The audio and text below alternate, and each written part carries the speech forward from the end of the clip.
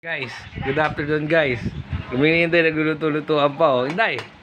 Ay, good Ano afternoon. pa, mapaganda pa sa akin. Nakita mo naman, nakasombrero pa yun ha.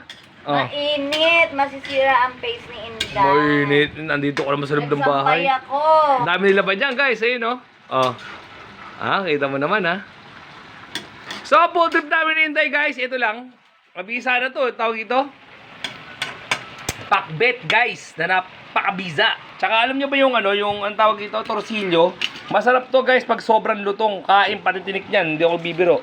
Sarap niyan. No? Tapos may sausawan siyang ganyan. Wala akong fruits ngayon guys. Pakabisa na niya no. Kain na tayo Inday. Ano pa? So, nagluluto tayo. Nagluluto tayo chicharon guys. Ayun no. So, babawi tayo ngayon guys sa pagtitinda natin kasi kahapon wala talagang internet dito. Alas 2 ng madaling araw pa lang hanggang kanina lang nagkaroon mga 8:30 ng umaga guys. Doon na siya bumalik.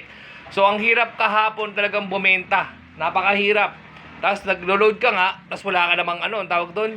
Wala ka namang signal. Oh? Kiss mo nga ako. Kiss mo nga ako. Kiss mo nga. Pakasarap lang. So guys, luto na to guys. Oh.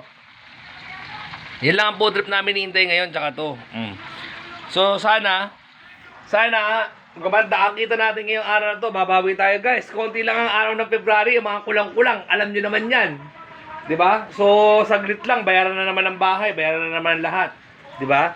So, ako'y nag-iisip kung talagang lilipat kami ng Bulacan, guys. Kasi nakausap ko ulit yung airpod ko. Parang, basta maraming kuro-kuro. Tignan na natin kung anong mangyayari pag-graduate ng anak ko, guys. So, pwede tayo lumipat doon ng April or March. Bahala na. Diba? Ay, March.